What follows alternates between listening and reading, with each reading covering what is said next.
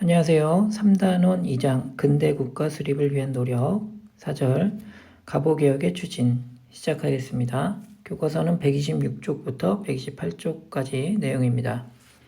자, 오늘 내용은 지난 시간에 공부한 동학농민운동과 연결이 많이 되어 있어요.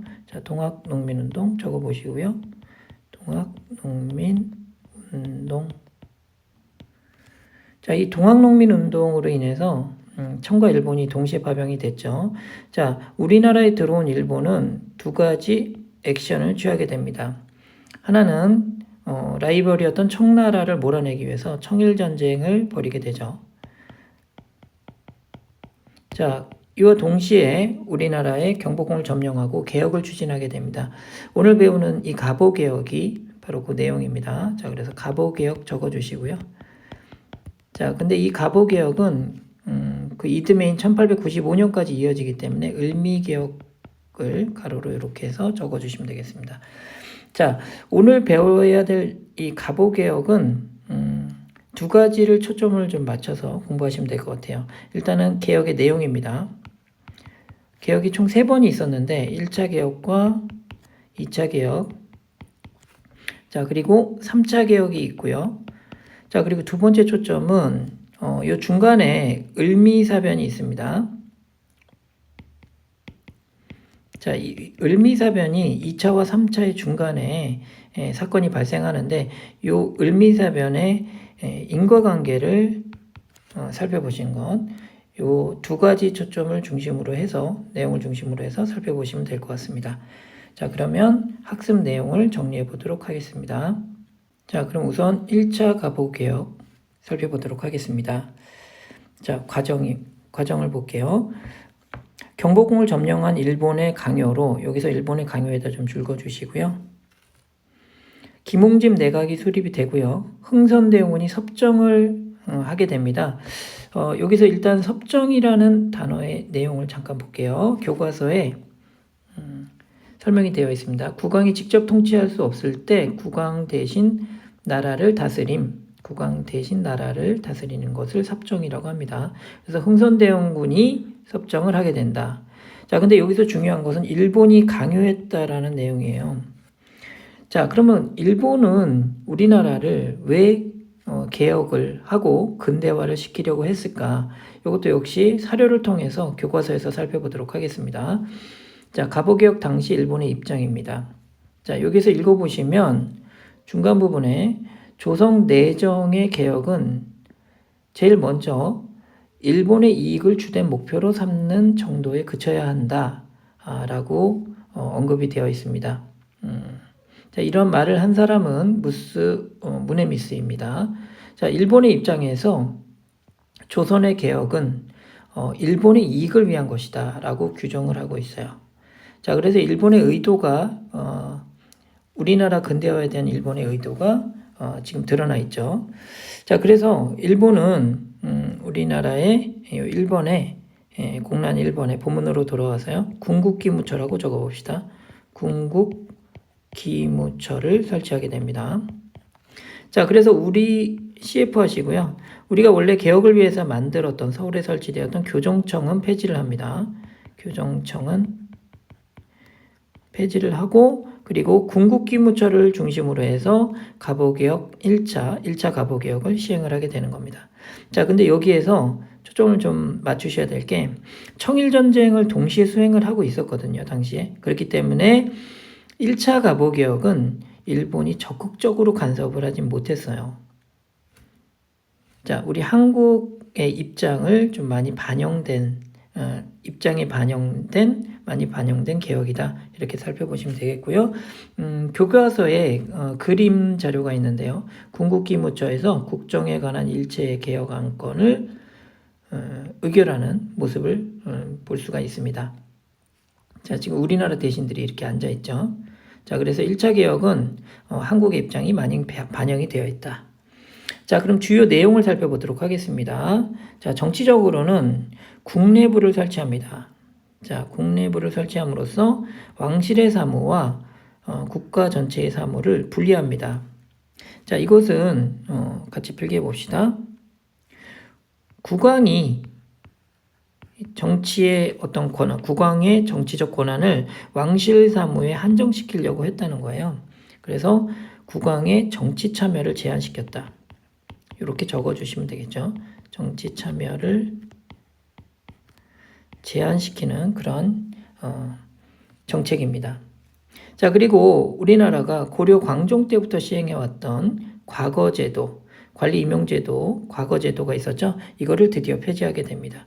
자, 그리고 중국의 연호를 버리고 개국기년을 사용하게 됩니다. 밑에다 자주성이라고 좀 적어주시고요. 자주성을 높이는 정책이다. 자, 경제적으로는 우리나라의 재정을 탁지하문으로 일원화시켰습니다. 그러니까 모든 재정 문제는 탁지하문에서 관리를 하게 되는 겁니다. 자, 그리고 사회적으로는 상당히 중요한 제도 개혁이 이루어지게 되는데 바로 신분제가 폐지가 됩니다. 신분제가 폐지됨으로써 노비제도 함께 폐지가 되는 거죠. 그래서 요거 두 개는 같이 묶어주시고요. 자, 그리고 여러 가지 사회적 악습들이 없어지게 됩니다. 예를 들면은 조혼을 이제 금지시킨다든가 일찍 결혼하는 풍습들이 있었는데 이런 것들을 없앴고요. 그리고 과부들도 남편이 죽은 과부들을 이제 제가할 수 있도록 그렇게 허용을 하고요. 그리고 사법적으로 이제 고문이나 연좌제 같은 제도가 있었는데 이런 것들을 폐지합니다. 여기서 연좌제는 교과서에 의미가 설명되어 있습니다. 잠깐 살펴볼게요. 범죄자의 가족이나 친인척에게 함께 책임을 묻는 제도입니다.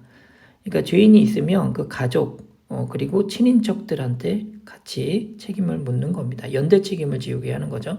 자, 이러한 악습들이 폐지가 되었다. 그래서 요거 세 개는 이렇게 줄을 쫙 그어주시고요. 악습을 폐지했다. 이렇게 해서 적어주시면 되겠습니다.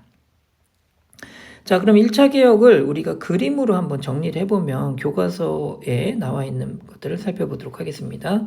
확대해서 볼게요. 자, 1차 가보 개혁은 자, 정치를 국내부와 그리고 의정부 이렇게 해서 두 개로 이원화시킴으로써 국왕이 국정 업무는 의정부에게 맡길 수 있도록 그렇게 함으로써 국왕의 전제권, 통치권을 제한시키는 그런 역할을 했고요. 그리고 과거제를 폐지합니다. 그래서 관리 임용을 위한 절차를 따로 마련을 하게 되고요. 과거제가 드디어 없어졌다. 그리고 신분제도와 노비제도가 함께 폐지가 되었다. 자, 요게 1차 개혁의 주요 내용 되겠습니다. 자, 우리 아까 맨 처음에 내용 중심으로 우리가 각 개혁의 내용 살펴보라고 했는데 1차 개혁 내용 정리해봤고요. 자, 2차 개혁 가보도록 하겠습니다.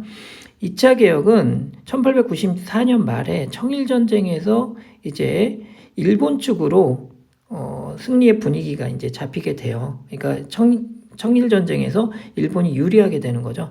자, 이때부터 이제 일본이 적극적인 간섭을 위해서 그때까지 이제 한국의 입장을 많이 반영했던 군국기무처를 아예 없애버립니다.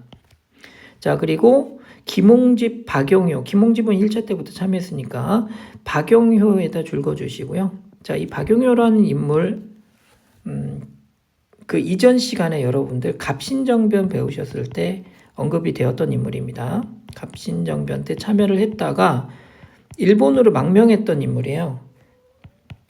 자, 망명했던 인물입니다. 자, 그런데 이 박용효가 한국에 돌아와서, 조선에 돌아와서 연립내각을 구성을 하게 되는 겁니다. 한마디로 일본 입장에서 친일내각을 형성한 거죠. 친일내각을 만들어서 개혁을 추진한 것이 2차 가보개혁이 되겠습니다. 자, 이때 고종으로 하여금 홍범 14조를 발표하게 합니다. 자, 여기다가 홍범 14조 적어볼게요. 홍범 14조. 자, 고종이 발표한 국정개혁의 기본 강령이 되겠고요. 자, 홍범 14조 교과서 자료에서 한번 잠깐 살펴볼게요. 자, 청국에 의존하려는 생각을 버리고 자주 독립의 기초를 세운다. 자, 청으로부터 간섭을 배제하는 내용이 또 들어가 있죠. 자, 옆에다가 청간섭 배제 여기서 적어주시고, 자, 7조 조세의 부과와 징수, 경비 지출은 모두 탁지하문에서 관할한다. 자, 이 탁지하문에서 관할하는 내용은 여러분들 이미 1차 때 발표가 되었던 내용이죠. 다시 한번 재확인한 겁니다. 자, 그리고 14조 문벌을 가리지 않고 인재 등용의 길을 넓힌다. 자, 이것은 문벌을 가리지 않는다. 그럼 신분제를 폐지한다는 의미가 되겠죠. 자, 요것도 역시 1차 때 나왔던 내용을 다시 한번 확인한 겁니다. 자, 그럼 2차 개혁 때, 2차 가보개혁 때 중요한 내용들 한번 보도록 하겠습니다. 일단 의정부가 없어졌고요. 폐지가 됐습니다. 조선 왕조의 가장 최고 정책 심의기구였던 의정부가 폐지가 되고요. 내각 중심 질서로 개편이 됩니다. 자, 그리고 지방 간의 권한들 중에서 사법권이 있었죠. 지방에 있는 사또, 수령들은 재판이 가능했었습니다. 조선시대 때. 그런데 이 지방관의 사법권을 없애고 따로 재판소를 설치할 수 있도록 했습니다. 자, 그리고 국가 교육의 목표를 설정한 교육입국조서가 반포가 됩니다. 자, 그리고 교사를 양성하는 항성 사범학교가 설립이 됩니다. 그리고 일본의 유학생도 파견이 되고요. 자, 그래서 요거 세 개는 모두 다 줄을 그은 다음에 교육정책이라고 좀 봐주시면 되겠어요. 번호 매겨보면 교육입국조서, 사범학교, 한성사범학교 설립, 유학생 파견 이런 정책들도 있었다. 그렇게 해서 보시면 되겠습니다. 자, 그러면 이제 을미사변으로 설명을 이어가도록 하겠습니다. 자, 을미사변은 2차 개혁과 3차 개혁 사이에 있었던 사건이에요. 근데 이 사건이 일어나게 된 원인과 결과를 잘 보셔야 됩니다. 자, 옆에다가 별표 치시고요. 전개 과정을 중심으로 좀 보셔야 됩니다. 인과관계 중심으로 전개 과정을 꼭 숙지하시고 이해하셔야 됩니다. 자, 1895년에 자, 연도가 이제 갑오년에서 을미년으로 넘어갔습니다. 청일전쟁에서 일본이 마침내 승리를 하게 됩니다. 자, 승리를 했어요. 그리고 나서 청나라로부터 랴오둥 반도를 획득하게 됩니다. 여기서 잠깐 이해를 돕기 위해서 지도를 잠깐 선생님 백지도를 준비해 봤는데요. 여러분들이 한국사 시간에 가장 많이 나오는 이제 반도, 삼면이 바다로 돼 있고 그리고 한쪽 면이 대륙과 붙어 있는 것을 우리가 그런 지형을 반도라고 하는데 당연히 가장 많이 언급되는 게 한반도죠. 한반도, 우리나라를 가리킵니다. 자, 그리고 우리나라 주변에 반도가 두 개가 있는데 지금 이렇게 해서 선생님이 표시한 이 반도가 랴오둥 반도 되겠습니다. 자, 그리고 우리나라와 마주보고 있는 중국의 이 반도가 또 있죠. 이 반도는 산둥 반도가 되겠어요. 자, 발해의 장문휴가 당나라를 공격할 때 이 산둥반도를 공격했다. 이런 언급이 한번 있었었죠. 자, 오늘 배우는 이 청일전쟁 이후에 일본이 차지한 영토가 바로 이 랴오둥 반도가 되겠습니다. 자, 그런데 이 랴오둥 반도는 전략적으로 상당히 중요하죠. 예를 들어서 이 랴오둥 반도를 일본이 차지하게 됐을 경우는 한반도, 만주, 중국 본토로 들어갈 수 있는 상당히 전략적으로 중요한 유리한 위치에 서게 되는 거죠. 자, 그렇기 때문에 이러한 랴오둥 반도를 일본이 독차지하는 거에 대해서 굉장히 반대했던 나라가 있습니다. 그 나라가 바로 러시아가 되겠어요. 자, 필기해 봅시다. 러시아. 자, 그래서 이 러시아가 같은 제국주의 국가인 독일과 프랑스를 끌어들여서 이 세 나라가 일본이 랴오둥 반도를 차지하는 것을 외교적으로 반대하게 됩니다. 자, 결국은 일본은 러시아, 독일, 프랑스의 이러한 반발에 대해서 결국은 랴오둥 반도를 포기하게 되거든요. 이 사건을 삼국간섭이라고 해요. 자, 중요한 사건이니까 꼭 알아두셔야 됩니다. 이 삼국간섭으로 인해서 우리나라에서도 정치적 변동이 있게 됩니다. 그때까지 이제 추진되고 있던 2차 개혁이 일본의 영향력이 약화가 되면서 옆에다 좀 써주세요. 2차 개혁이 중단이 돼요.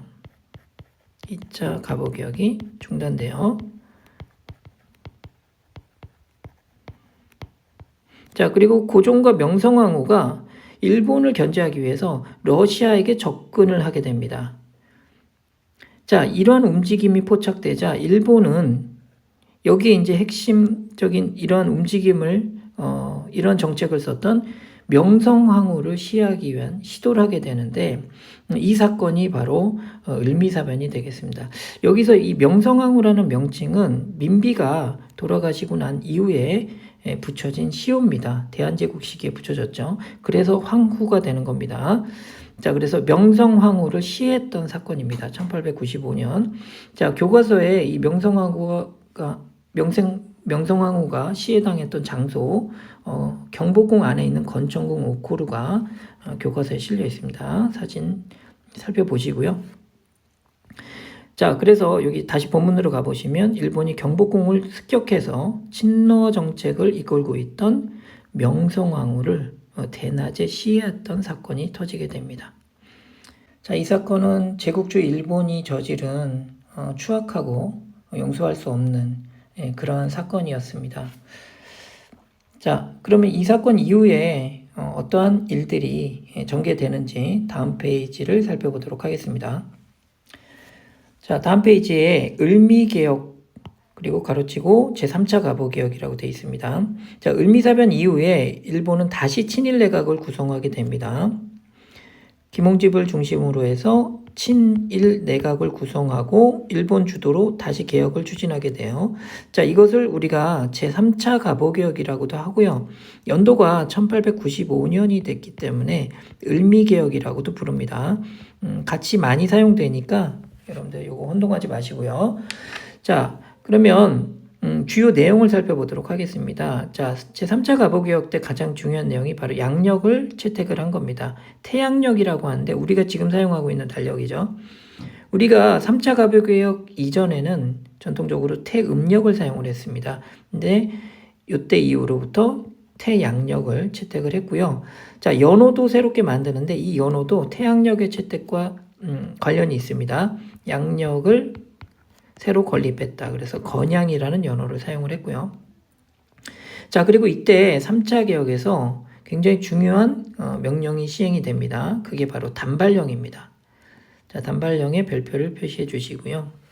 자, 이 명령으로 인해서 이어지는 사건이 있기 때문에 잘 보셔야 됩니다. 자, 우리 교과서에는 그림이 그려져 있는데 자, 여기 지금 관리가 억지로 지금 단발령을 시행하고 있는 모습입니다.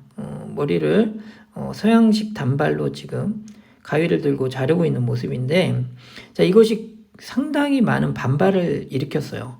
그 당시 안 그래도 우리나라 국무를 시했던 을미사변이라고 하는 사건이 있었던 데다가 일본 주도로 개혁이 추진되는 과정에서 단발령까지 시행이 되니까 특히 양반들을 중심으로 해서 부모님이 물려주신 머리카락을 외놈들이 와서 자른다라는 그러한 그 인식들이 퍼지게 되면서 결국 최초의 항일의병이 일어나게 되는데 이것이 바로 을미의병이 되겠습니다.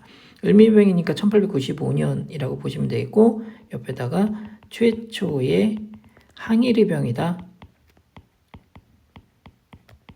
이렇게 메모하시면 되겠고요. 자, 이 단발령이 원인이 되었는데 그 전에 이미 을미사변으로 백성들이 굉장히 분노가 많이 높아진 상황이었다. 이렇게 이해하시면 되겠어요. 그래서 원인은 크게 두 가지로 보시면 되겠습니다. 자, 그리고 을미개혁 때 우편 업무가 재개가 됩니다. 이것도 하나 유념하셔야 되는 게 원래 1884년에 우정총국이 만들어지게 되면서 우편 업무가 시작을 하려고 했는데 이때 우정총국 그 개국 축하연 자리에서 갑신정변이 있었잖아요. 자, 그래서 이 갑신정변 사건으로 인해서 중단이 됐었습니다. 그러다가 다시 재개가 된 게 1895년 우편 업무가 다시 재개가 된 거다. 제3차 가보개혁으로 이렇게 이해하시면 되겠습니다. 자, 그랬는데 여러분들 이러한 3차 가보개혁은 자, 그 이듬해인 1896년에 고종이 그 일본의 간섭을 피하기 위해서 러시아 공사관으로 피신하는 사건이 일어납니다. 요거를 아관파천이라고 해요. 자, 이 아관파천은 단어 의미를 좀 잘 알아두셔야 되는 게 그 당시 우리나라는 러시아를 아라사라고 불렀거든요.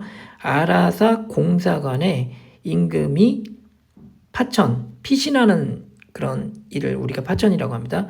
자, 이러한 사건을 우리가 아관파천이라고 부르죠. 아관파천으로 인해서 친일 내각이었던 김홍집 내각이 무너지면서 모든 개혁이 중단됩니다. 이로써 1차, 2차, 3차에 걸친 갑오을미개혁이 모두 마무리가 되는 거죠. 자, 그럼 정리해 보겠습니다. 갑오을미개혁의 역사적 의의와 한계. 일단 역사적 의의는 갑신정변과 동학농민운동 때 요구되었던 개혁들이 이때 반영이 됩니다. 대표적인 것이 신분제 폐지죠. 이 두 가지 모두 다 주장을 했던 두 가지 어떤 운동들 모두 시도했던 내용입니다. 신분제 폐지. 그리고 국왕의 전제권 제한은 갑신정변 때 갑신정변 14개조에 언급이 돼 있죠. 자, 이러한 근대적 개혁 운동이었다라는 것은 역사적으로 의의를 가질 수가 있습니다. 자, 반면에 한계를 보시면 일본이 간섭하면서 혹은 주도하면서 진행된 개혁이었기 때문에 민중들의 지지를 얻지 못했습니다. 특히 을미이병 같은 경우가 대표적인 케이스가 되겠죠. 을미이병 원인이 됐던 게 바로 단발령 아니겠습니까? 을미사병과 자 그렇게 해서 지지를 받지 못했던 개혁이다. 그렇게 해서 봐주시면 되겠습니다. 자 마지막으로 1차 개혁, 2차 개혁, 3차 개혁의 주요 내용들 한번 살펴볼게요. 자 1차 가보개혁에서는 개국기념 사용을 했고요. 그 다음에 국내부 설치했고요. 국왕의 전제권 제한했다 그랬죠. 그리고 과거제 폐지했습니다. 여기다 별표 치시고요.